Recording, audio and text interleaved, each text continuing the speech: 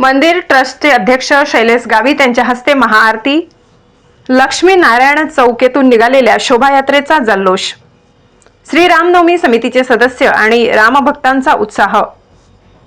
श्री रामनवमी उत्सव निमित्त खांडबारा येथे दुपारी 12 वाजता श्री राम जन्मोत्सव साजरा करण्यात आला।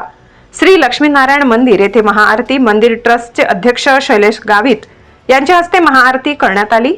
सायंकाळी 6 वाजता लक्ष्मीनारायण चौक येथून शोभायात्रेला सुरुवात झाली। भव्य दिव्य शोभायात्रा जल्लोषात साजरी करण्यात आली।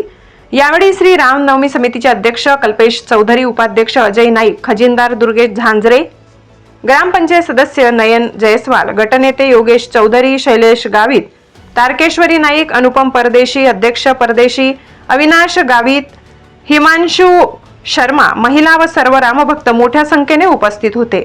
प्रतीक पाटील, खांडबारा।